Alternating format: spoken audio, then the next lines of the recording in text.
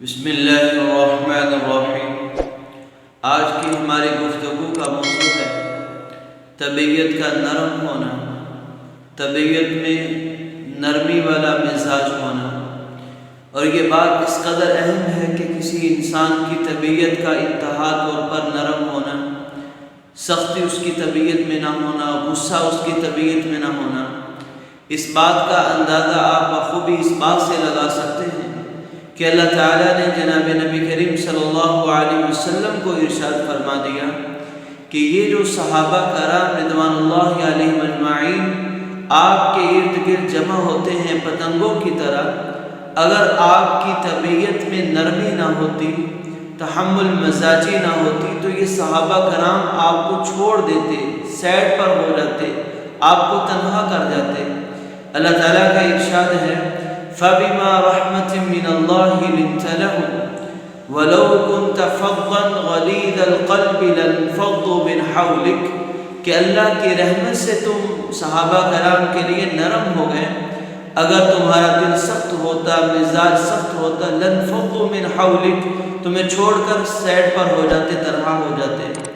اس حدیث پاک، اس آیت سے ہمیں یہ بات بخوبی سمجھ لینی چاہیے کہ طبیعت کا نرم ہونا کس قدر اہم اور ضروری ہے کہ اللہ تعالیٰ اپنے نبی کو کہہ رہے ہیں کہ اگر آپ کی ذات میں نرمی نہ ہوتی تو صحابہ کرام جمع نہ ہوتے۔ اور یہ بات تو مشاہدے سے ثابت ہے، تجربے سے ثابت ہے کہ صغیر اولاد بھی جب باپ کی سختی دیکھتی ہے تو باپ کو تنہا چھوڑ دیتی ہے۔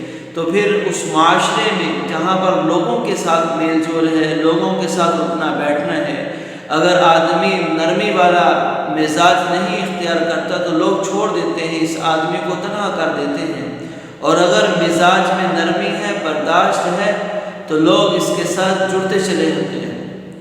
اس لیے جناب نبی کریم صلی اللہ علیہ وسلم نے ارشاد فرمایا ان اللہ رفیق یحب الرفق، اللہ تعالیٰ خود بھی بڑے نرم ہیں اور نرمی کو پسند کرتے ہیں۔ جو اللہ تعالیٰ نرم مزاج والے کو عطا کرتے ہیں، سختی پر وہ عطا نہیں کرتے۔ دوسری حدیث پاک میں جناب نبی کریم صلی اللہ علیہ وسلم نے ارشاد فرمایا کہ جس چیز میں نرمی آ جاتی ہے، جس مزاج میں نرمی آ جاتی ہے، وہ اس کو خوبصورت کر دیتی ہے، اور جس چیز سے نرمی کو نکال دیا جائے وہ چیز بدنما ہو جاتی ہے، بدشکل ہو جاتی ہے۔ یعنی اگر نرمی کو کوئی شکل دی جاتی تو سب سے خوبصورت حسین شکل وہ نرمی کی ہوتی، اور سختی اور بد مزاجی کو اگر شکل دی جاتی تو سب سے بدنما اور بد شکل وہ صورت وہ سختی کی ہوتی۔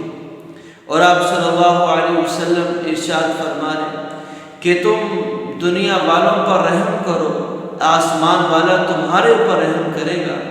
اور یہ رحم رحمان سے نکلا ہے، جو اسے جوڑے گا وہ اللہ کے ساتھ جڑتا چلا جائے گا، جو رحم کو ختم کرے گا یعنی نرمی کو چھوڑے گا وہ اللہ کی ذات سے کٹتا چلا جائے گا۔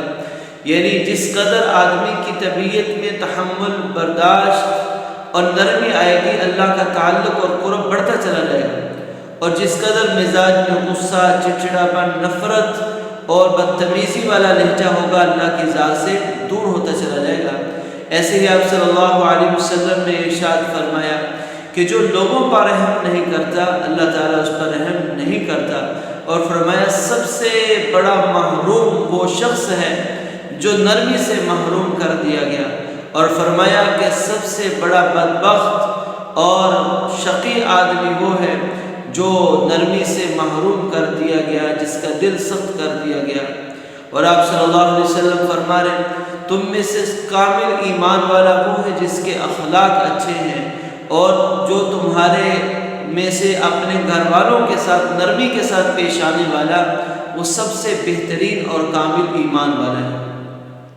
ایک دفعہ جناب نبی کریم صلی اللہ علیہ وسلم صحابہ کرام کے مجمع میں یوں بیٹھے ہوئے، آپ صلی اللہ علیہ وسلم نے فرمایا کہ جنت میں ایک ایسے محل ہیں، ان کے ایسے کمرے ہیں جن سے ان کے اندر سے دیکھیں باہر کا نظر آئے، باہر سے دیکھیں اندر کا نظر آئے، یرا ظاہرها من باطنها وباطنها من ظاہرها، اندر سے باہر نظر آئے، باہر سے اندر۔ تو صحابہ نے پوچھا یا رسول اللہ صلی اللہ علیہ وسلم اس کے اندر کون داخل ہوں گے؟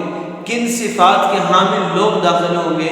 تو آپ صلی اللہ علیہ وسلم نے فرمایا من الان الکلام، جس کی بات میں نرمی ہو، جس کا مزاج نرم ہو، واطعم الطعام، اور لوگوں کو کھانا کھلانے کی عادت ہو، وصلی باللیل والناس نیام، وہ راتوں کو نماز پڑھ رہا ہو یعنی تہجد پڑھ رہا ہو جب لوگ سوئے ہوئے ہوں۔ جس آدمی میں، جس مرد میں، جس عورت میں، جس بڑے میں، جس چھوٹے میں یہ صفات ہوں گی، اللہ تعالیٰ اسے جنت میں عالیشان محل دے گا اور ایسے کمرے عطا فرمائے گا جس کا ظاہر سے باطن، باطن سے ظاہر نظر آ رہا ہوگا۔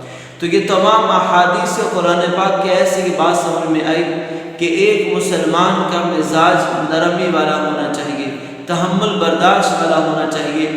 اگر یہ مزاج ہے تو پھر گھر کا ماحول بہت ہی اچھا اور خوبصورت لگے گا۔ میاں بیوی کی، بچوں اور والدین کی، رشتہ داروں کی آپس میں محبت اور الفت بڑھتی چلی جائے گی۔ اور اگر یہ مزاج ختم ہو جائے گا تو گھر بے چینی، پریشانی اور مصائب کا گہوارہ بن جائے گا، گھر عذاب بن جائے گا، رشتہ دار ٹوٹنا شروع ہو جائیں گے، اولاد بیزار ہو جائے گی، بیوی بیزار ہو جائے گی۔ اس لیے اللہ تعالیٰ سے دعا بھی مانگنی چاہیے اور مزاج کو نرم کرنے کی کوشش بھی کرنی چاہیے۔ مزاج کی نرمی اللہ کو پسند ہے، سختی اللہ کو پسند نہیں۔ اللہ سمجھنے کی توفیق عطا فرمائے۔ مع السلامہ۔